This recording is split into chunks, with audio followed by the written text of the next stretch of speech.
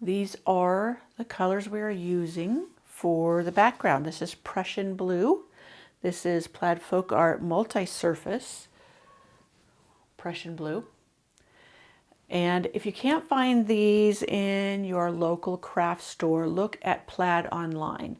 You can purchase directly from the company if you need to. Wicker White is this one here. And these two, I was playing with a sandy color. One is linen and the other is vintage white. I kind of liked the sheen, not the sheen, I guess the tone that they gave it. So here is the practice piece. This is my, oh, I have it, I was making it into a journal. Sorry, I can't see the cover, but it is a multimedia pad, and I'll link it in the blog post that goes with this so that you can find them yourself. You can also find these at Michael's. This is the multimedia pad. I practice things on it, or I test things. Like here, I wanted to see what the background color would turn out to be when I blended it with other colors. Down here is where I did the linen, or the warm, or the vintage white appears with the white. So you can pick which one you want. You can test it out, pick what you want. I'm kind of going to add both, and I'm going to work it into my painting. I was just going to show you some other things. This is where I did practice sessions for doing jars, some morning glories, and the butterfly that I did a lesson on. Here I'm learning to draw, so I was drawing daffodils. So cherries. So I just wanted to know how I utilize this.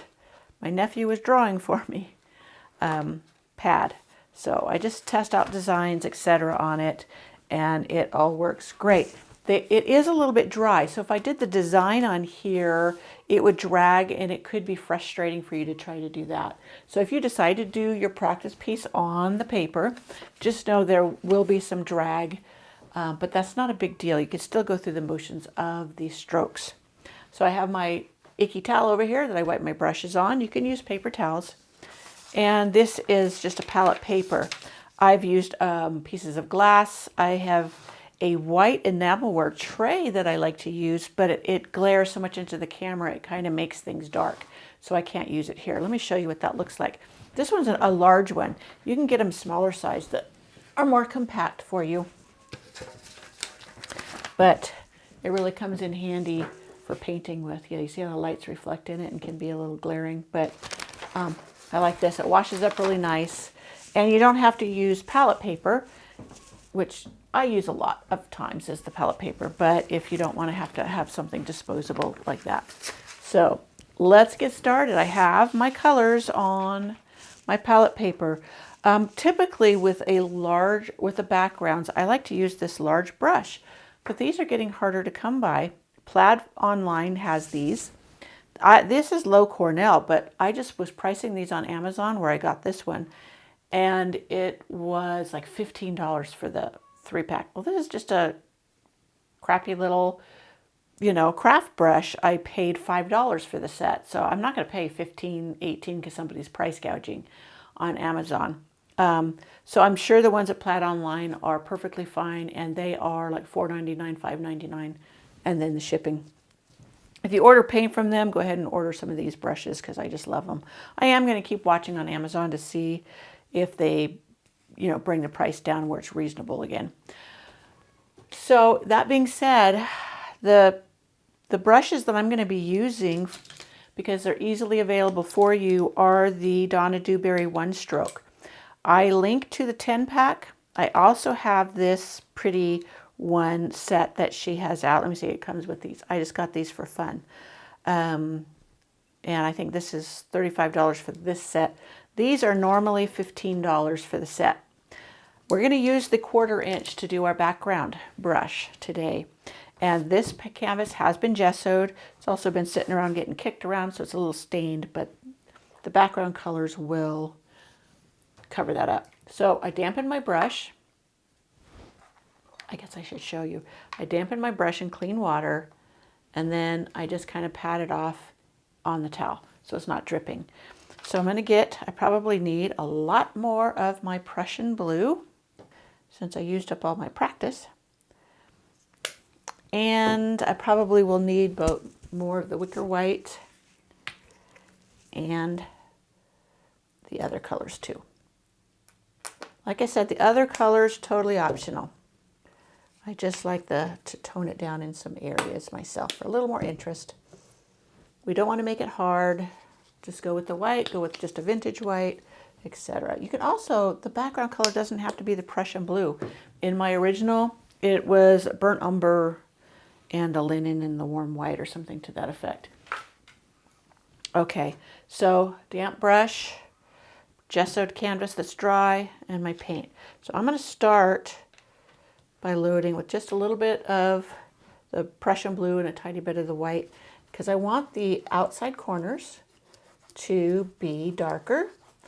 And you know, I'm just laying that paint on there. Now you can add more white as you're coming down. If I want to add a touch of linen, I do. I want this up here darker, so I'm just going to go back into only the blue when I touch that. I will go around the edges a little bit because I want the edges to be done. That way I won't have to frame this if I don't want to.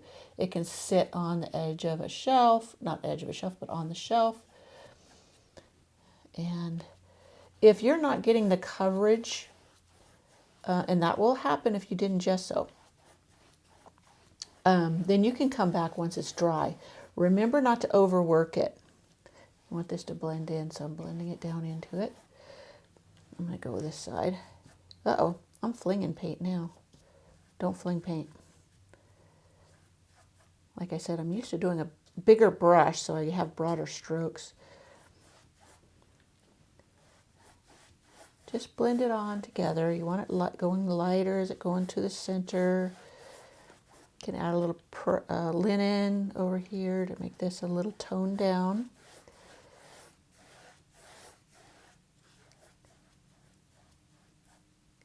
And just enjoy feeling the paint flow. It's such a satisfying, it's like frosting a cake almost. Just doesn't taste as good, that's for sure. So I got some of the vintage white on my brush.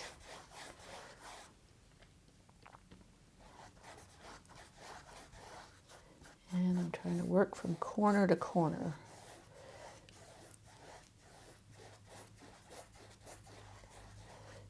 Just lay that paint in there. If you get it too dark in the center, you can just bring back in some more of the lighter, one of the lighter colors. If you get the edges too light, I mean the corners over here, then just go back over it with a darker blue.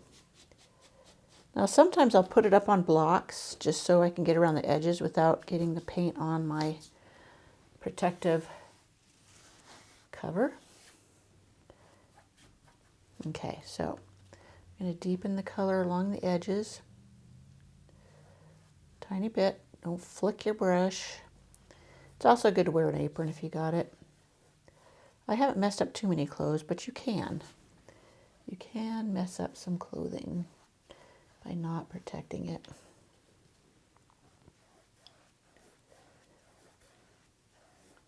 And there's no perfection in this because it's just the background. It's not the star of the show.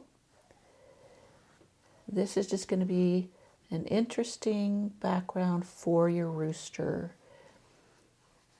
Now, as we progress, not on this painting, but later on in some tutorials, we'll do a background for a rooster, like have him sitting on a fence or have a barn in the background.